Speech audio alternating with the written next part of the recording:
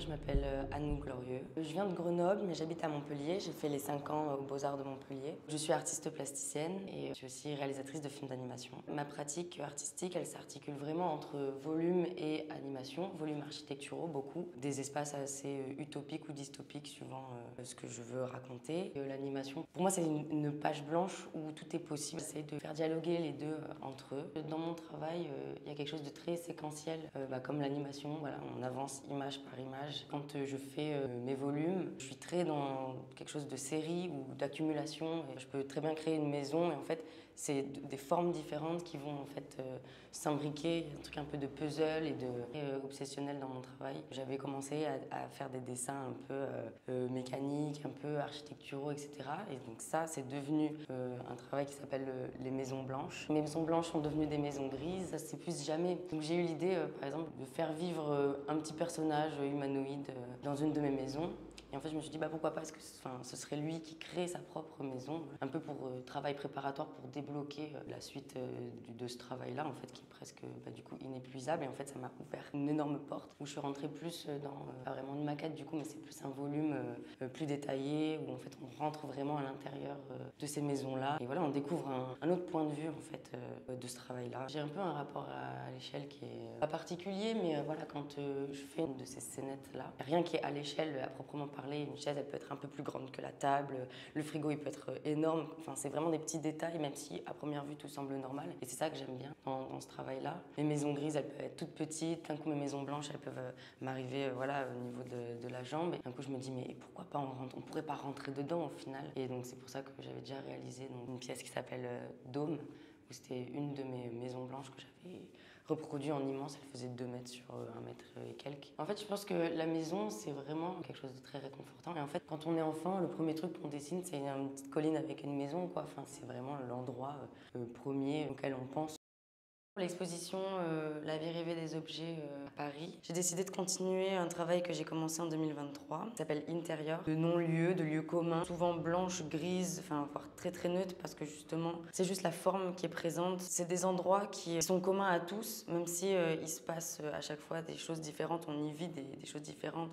Une chambre, c'est très intime, une cuisine, il se passe des repas de famille par exemple. Les objets qui sont présents sont tous les mêmes, mais pourtant on a un rapport très différent à ces objets. Ce qui se passe intimement, c'est des moments très intimes dans un bar, on se rencontre, on s'engueule, pareil dans une cuisine on peut s'engueuler comme on peut rigoler. On partage tous voilà, des moments très différents. Une chambre, c'est l'endroit le plus intime. C'est des espaces qui sont tous communs.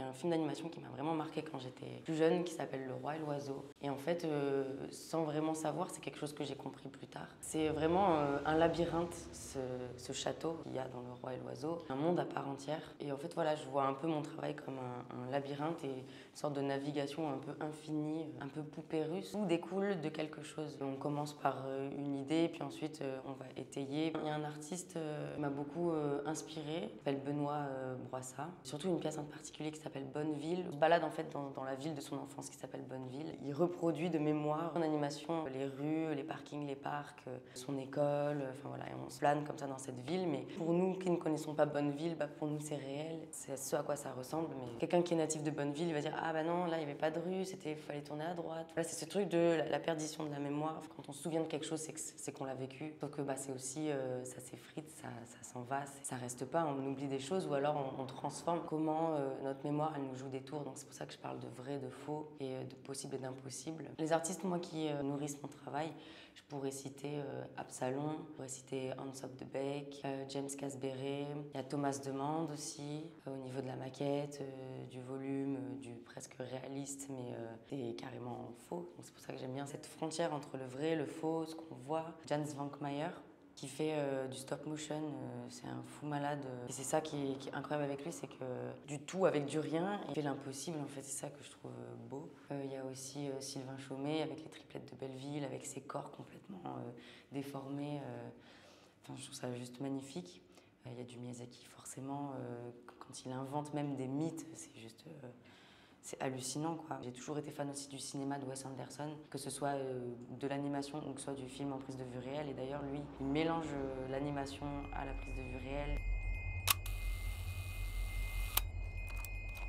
Ses décors, la manière de filmer, il a vraiment un univers à lui et qui est, je pense, qui conquit tout le monde, quoi. Il y a aussi Tim Burton, oui, forcément. En fait, c'est vraiment les films d'animation des années 2000 et de mon enfance. Là, comme je suis en sortie d'école, je suis vraiment toute jeune artiste et j'ai envie de continuer là-dedans parce que c'est vraiment ce qui m'anime. J'ai envie de continuer dans l'animation, mais j'ai même carrément envie de faire mon propre court-métrage, peut-être un film, enfin une série, sais-je, mais ouais, je sais que j'ai un truc à faire dans l'animation. Mon projet du moment, c'est un film d'animation, au final, d'être vraiment réalisatrice, de pouvoir, voilà, déjà faire un court-métrage, ce serait excellent. Je travaille dessus, là, déjà depuis...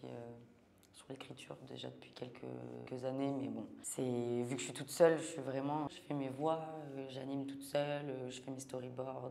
C'est super important de pouvoir se renouveler, de pouvoir toucher à plein de choses pour pouvoir expérimenter, il faut y aller.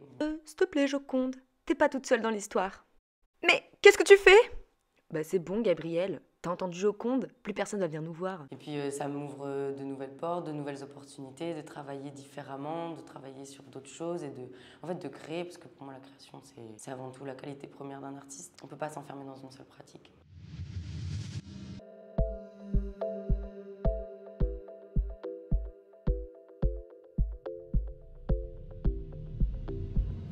Jamais assez, toujours trop.